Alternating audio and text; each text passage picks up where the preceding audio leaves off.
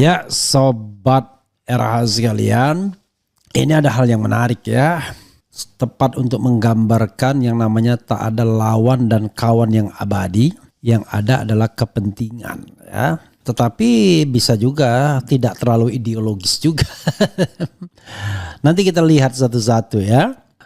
Ini ada 5 aktivis yang dulunya sangat kritis dengan pemerintahan Orde Baru. Dan kita tahu bahwa penguasa sekarang adalah penguasa yang berasal dari rahim Orde Baru, anak kandung Orde Baru, bahkan menantu Presiden Soeharto dan putra mantan begawan ekonomi ya, Sumitrojoyo Hadikusumo. Tapi 5 orang ini ternyata akhirnya bergabung juga dalam pemerintahannya. Nanti kita akan bahas satu-satu ya. Pembahasannya biasa-biasa saja sesungguhnya ya. Kita hanya memberikan pembelajaran dari soal politik. Bahwa kadang-kadang jangan-jangan ada 2 kemungkinan. Perjuangan di masa lalu itu perjuangan masa muda saja. Sesungguhnya tidak ideologis. Sama seperti ketua-ketua BEM sekarang cepat sekali Valdo Maldini. Begitu BEM kritisnya itu. Atau justru yang ideologis sekarang. Dulu enggak, main-main aja. Nanti kita lihat ya. Karena ini menarik.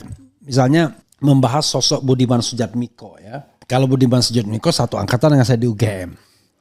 Saya hanya mentok jadi aktivis kampus ya sebagai ketua BEM Fakultas Hukum. Dia udah melanglang kemana-mana, bahkan membentuk Partai Rakyat Demokratik. Jadi ketika mahasiswa dia udah hebat sekali, ya kan? Kenapa saya bilang hebat? Daripada nanti Budiman bilang lagi dia Refli nggak pinter-pinter amat. Memang nggak pinter. Jadi lebih baik saya bilang hebat duluan sama dia ya.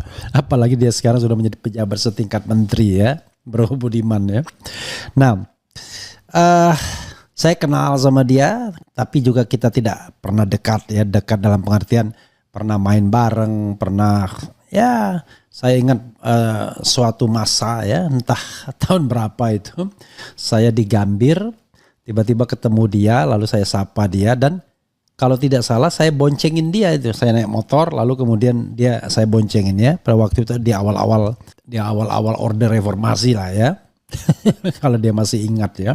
Kalau sama Reza Patria, Nezar Patria ya beberapa kali ketemu, terakhir dalam ya bukan reuni lah, buka puasa bersama aktivis UGM, tapi bukan tahun ini, tahun sebelumnya ya, ketika dia belum jadi menteri. Ketika dia sudah jadi menteri dan saya tahu dia staf khususnya Erick Thohir, malas saya, tetapi tidak boleh kita begitu kan. Makanya saya bilang yang idealis yang sana atau yang sekarang kita nggak ngerti ya. Oke. Tetapi apapun itu, saya tidak pernah mengucapkan congratulations sekarang kepada para pejabat. Kenapa? Karena pejabat itu menggenggam bara api. Gak enak loh jadi pejabat. Orang aja melihat wah-wahnya. Karena kalau kita komit dengan dengan jabatan itu sebagai sebuah amanah, gak enak. Gaji cuma 18 juta, tapi kan bisa lebih dari itu, dapat honor sana honor. Nah, itulah yang jadi masalahnya. Sehingga jadi moral hazard. Moral hazardnya itu adalah gaji cuma 18 juta, kemudian dimasukkan ke sana, dapat honor sana, dapat honor sini. Ya, jadi tukang pulung juga akhirnya kan. Tidak boleh seperti itu. Harusnya ya sudah gaji menteri 100 juta, that's it, selesai kan. Daripada kemudian dibilang gajinya 18 juta, tapi kemudian ambil sana, ambil sini ya. Perbanyak kunjungan dinas dan lain sebagainya. Akhirnya yang terjadi adalah moral hazard. Nah, karena itu untuk menjadi menteri atau setingkat menteri atau wakil menteri ya harus sudah selesai dengan dirinya, terutama problem ekonomi. Nah, saya yakin mereka ini bukan orang miskin. Orang yang sudah mapan ya, paling tidak kaya-kaya banget, tetapi paling tidak ya adalah ya uangnya ya, miliaran mungkin sudah ya. Mana lah tadi. Nah ini ya. Coba kita bacakan satu-satu. Saya kenal dengan Budiman Sujatmiko ya, karena satu angkatan. Kemudian dengan Nezar Patria. Nezar di bawah angkatan saya 1 tahun.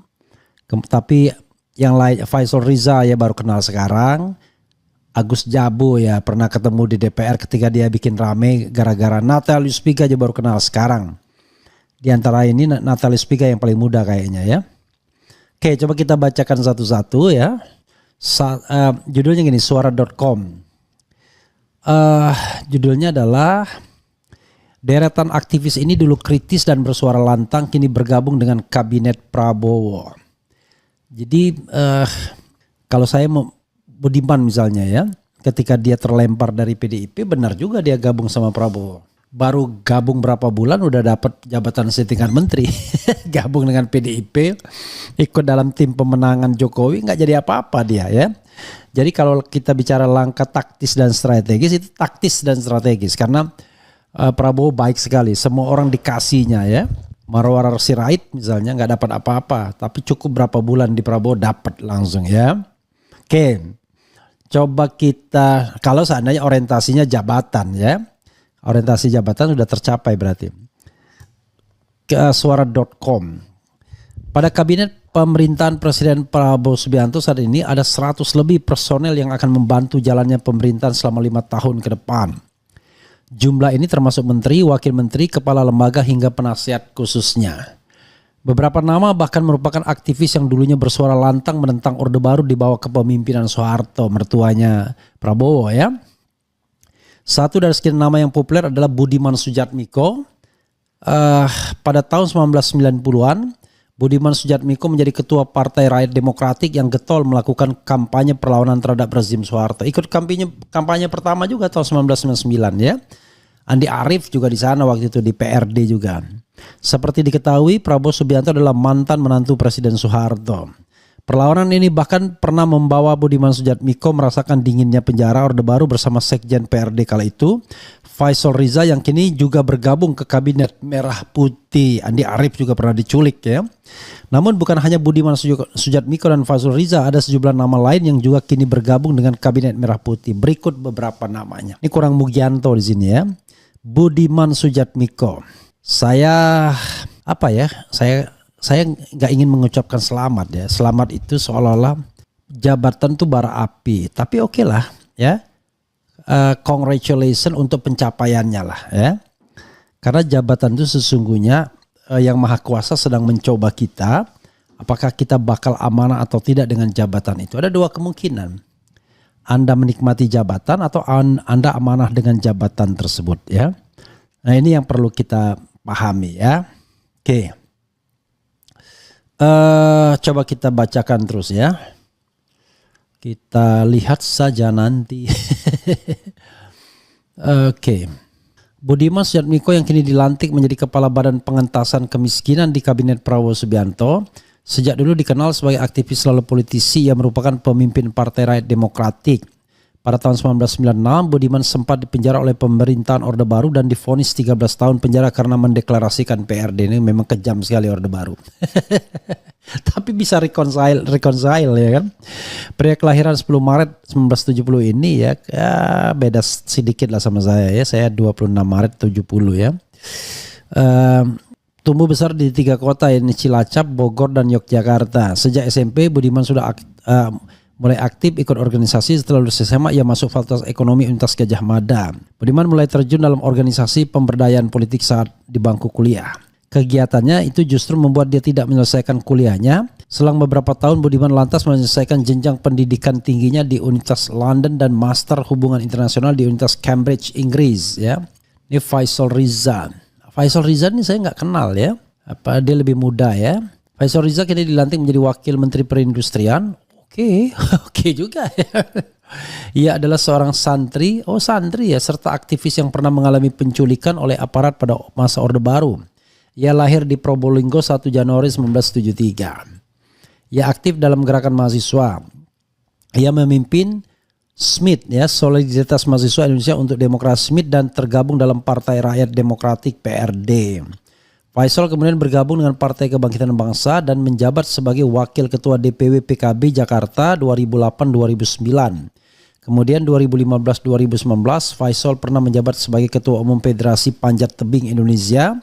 Di 2019-2024 Faisal menjadi Ketua DPP PKB Bidang Olahraga, Kesenian dan Milenial.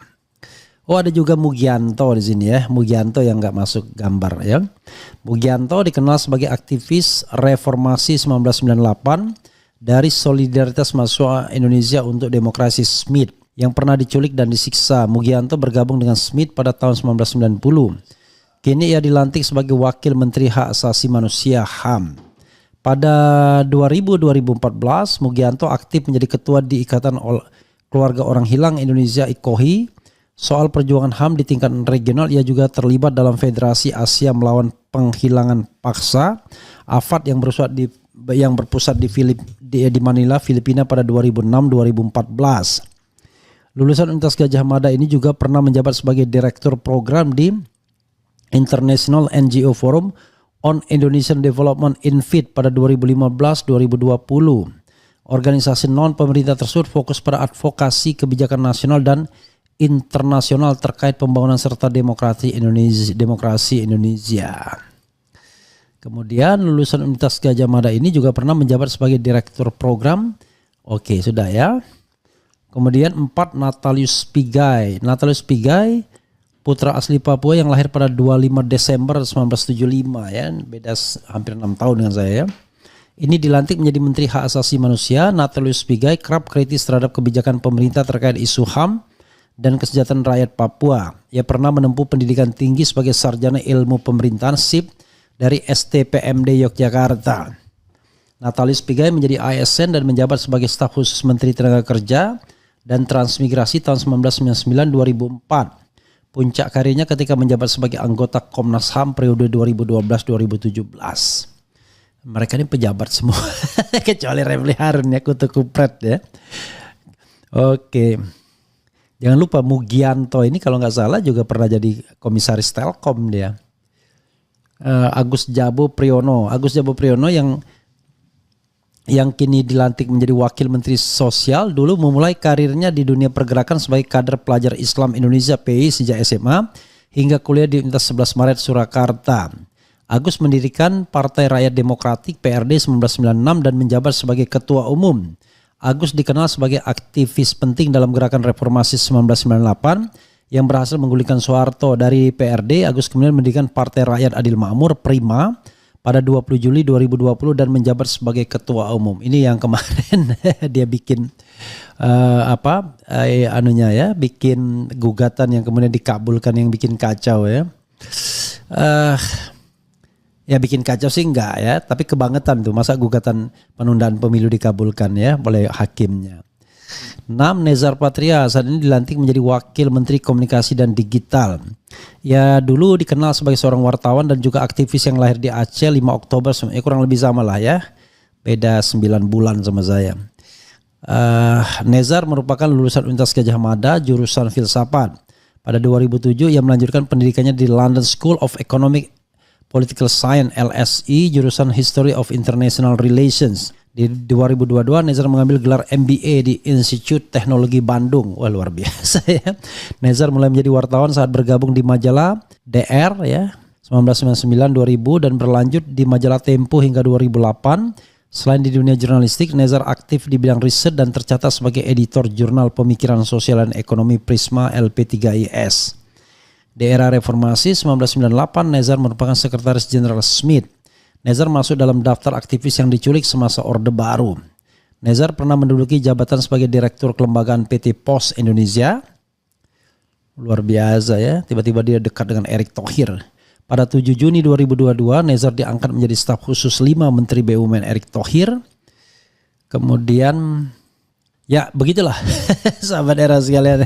Rupanya teman-teman ini luar biasa sudah ya. Jadi mereka adalah orang-orang yang di sini tidak ada nama Mugianto ya. Jadi kalau kita lihat ya hampir semuanya kalau nggak dari PRD, dari Smith ya. Dari Partai Rakyat Demokratik, dari Solidaritas Mahasiswa untuk Demokrasi. Jadi pada waktu itu Smith dan PRD ini sangat eksis termasuk di UGM ya. Mahasiswa yang bersemangat kiri ya, kemudian melakukan perlawanan terhadap pemerintahan Orde Baru, dan kemudian dari Smith itu bermimikri menjadi PRD. Jadi semangat aktivisme mereka sudah teruji ya, luar biasa. Cuman memang masalahnya adalah mereka barangkali tidak pandai-pandai amat juga berpartai ya. Budiman Sujatmiko tidak kunjung menjadi inner circle-nya PDIP sehingga dia harus terdepak. Kemudian Faisal Riza ya nggak bisa ngapa-ngapain lah dengan Caimin. Kemudian Nizar Patria tiba-tiba saya agak kaget tiba-tiba dekat dengan Erick Thohir ya, langsung jadi wakil menteri komunikasi. It's good ya, pencapaian yang baik semua ya. Dan itu artinya ya memang pada dasarnya mereka orang-orang pandai ya. Tapi kembali kepada topik ya. Ketika mereka dulu menentang kekuasaan Orde Baru, saya kira alasannya alasan mahasiswa ya, alasan ideologis. Mereka bersemangat kiri itu, Smith, PRD ya. Karena memang wing kiri lah yang melakukan perlawanan. Ya kan? Biasanya kan begitu. Nah, tetapi konsekuensinya ya mereka mendapatkan itu. Neza pernah diculik, kemudian Budiman dipenjarakan, Mugianto dan lain sebagainya. Tapi ya tetap saja pertanyaannya, kok bisa ya gabung dengan Prabowo Subianto gitu ya? Tidak ada penolakan sedikit pun dari mereka. Bahkan Budiman Sujatmiko datang kepada Prabowo ya. Saya tahu karena Budiman tidak mungkin datang ke Anies ya. Jadi aktivis kiri itu ya, kemarin saya ketemu Waluyo Jati ya, tapi meninggal tiba-tiba Jati. Saya heran loh, kok ini mantan aktivis kiri zaman mahasiswa kok gabungnya sama Anies gitu. Karena Anies kan dipersepsikan kanan begitu. Tapi setelah saya pikir-pikir ya ini kan puluhan tahun yang lalu. Sekarang kan udah beda ya. Ketika beraktivitas tahun 90 sampai sekarang kan jaraknya sudah 34 tahun yang lalu ya kan. Time make people change ya kan begitu. Jadi ya waktu membuat orang berubah dan realistis sekarang. Faisal Riza pun ya tidak jadi pemberontak di PKB. Ya. Jadi ya kita bernitip harapan kepada mereka agar mereka menjadi tetap committed dengan idealisme mahasiswanya ya. Misalnya kepada Nezar Patria ya, jangan jadi agen untuk membungkam kemerdekaan menyampaikan opini. Apalagi misalnya ada agenda-agenda untuk katakanlah membungkam suara-suara yang berbeda dengan pemerintah misalnya. Saya tidak tahu ya, apakah ketika Budi Ari di sana agendanya hanya ingin membungkam orang-orang yang mengkritik Jokowi atau enggak. Sehingga tugasnya itu bukan tugas bagaimana menegakkan hak asasi manusia dan demokrasi melalui infrastruktur penyiaran, tetapi ingin menghambat suara-suara kritis dari masyarakat. Ya, anggap saja saya sekarang menjalankan peran yang Anda perankan sebelum masuk pada kekuasaan, kan kira-kira kan begitu. Jadi time change, people change ya kan begitu. And position juga change ya. Tapi saya enggak. Ya sebentar saja saya masuk dalam pemerintahan Presiden Jokowi kan, awal-awal pemerintahan. Nah, jadi suara kritis demokratisasi itu tetap kita jaga. Buat Budiman juga misalnya. Bagaimana saya tahu nanti momen pada waktunya. Ini ada lembaga baru, stafnya belum jelas, anggarannya belum jelas, kantornya belum jelas ya kan. Lalu bagaimana membangun struktur itu, bagaimana KPI-nya, Key Performance Indicator-nya. Soalnya yang di ini kan percepatan pengentasan kemiskinan. Saya tidak tahu apakah sudah ada strateginya atau enggak, ya kan? Karena pasti kan percepatan pengentasan kemiskinan itu multisektoral. Gak bisa kita bicara tentang ego sektoral. Harus cross cutting issues kan? Gitu. Jadi barangkali datang ke kementerian ini, kementerian itu sebagai jembatan komunikasi agar kemiskinan bisa berkurang. Tapi di sisi lain ada kepentingan pihak-pihak lain yang ingin perdagangan dan lain sebagainya, pertumbuhan ekonomi dan lain sebagainya. Saya membayangkan bukan tugas yang mudah ya, termasuk juga wakilnya Nani Esdeyang dan kemudian Iwan Sumule yang juga aktivis. Begitu sobat era sekalian. Tapi BTW ya, kenapa mereka cuma dijadikan ya kecuali Budiman ya kepala badan, tapi kenapa Nezar lebih senior dibandingkan Mutia Hafid sesungguhnya. Tapi Mutia kan lebih beruntung karena dia elit, ya kan? Jadi dari presenter kemudian masuk partai politik. Kalau Nezar lebih banyak pengalamannya sesungguhnya di jalanan ya. Di jalanan kami sandarkan cita-cita. Begitu sobat era sekalian ya. Oke, coba kita bacakan komentar sobat era sekalian. Sujat Miko sama Fadlizon cari panggung. Is it? Masa masih mau cari panggung ya? Assalamualaikum Bung Refli, bajunya ganti ya. Banyak saya baju. Cuma soal malas ada tidak malas saja gantinya kan. Kemudian salam malam Bung Refli dari Banjarmasin. Komitmen tidak cukup untuk menahan hidup yang terus-menerus berubah-ubah. We all grow, Bang. Ya, iyalah ya. Tapi bagi saya barangkali sudah selesai lah. Usia udah berapa sih ini? Ya kan? Usia sudah 54 tahun, nanti sebentar lagi tahun depan 55 tahun ya kan? Ya sudahlah ya. Yang penting kita memelihara semangat untuk amar ma'ruf nahi mungkar saja ya. Jabatan enggak saya pikirkan, apalagi saya udah bilang tidak akan menerima tawaran apapun dari pemerintahan Presiden Prabowo sampai 5 tahun ke depan. Gitu ya. Oke. Kemudian lagi. Salam dari saya Bung Refli, kekasih dari almarhum aktivis 98 Hendra Hambali. Iya, tapi saya nggak. Oke, Menteri Alam Semesta. Wow. Sehat selalu Pak Refli. Salam dari Palembang. Waalaikumsalam warahmatullahi wabarakatuh. Pendukung rezim Jokowi dengan rezim pendukung Prabowo apakah akan berseteru 6 bulan ke depan Bang Refli? Nah kita lihatlah ya. Budiman Sujatmiko realistis ya. Bung Refli ngibulin kemana aja nih, saya kangen sama udeng-udengnya. I don't know exactly. Budiman Sujatmiko oke. PKI ya, PKI enggak lah, kiri ya. Tapi kiri itu kan apa istilahnya ya. Itu ya gerakan dalam politik aja. Ada left wing, ada right wing ya. Kemudian ada yang posisinya tengah ya. Kalau dulu kan yang menentang pemerintah itu ya either left wing or right wing ya. Ya left wing itu ya seperti Budiman, right wing itu ya seperti Anies Baswedan ya kan. Kalau saya ya rodok-rodok agak tengah kanan ya. Kanan banget enggak, kiri juga enggak. Ya rodok-rodok tengah kanan lah ya. Kemudian uang dan jabatan itu selalu menggiurkan dari dulu.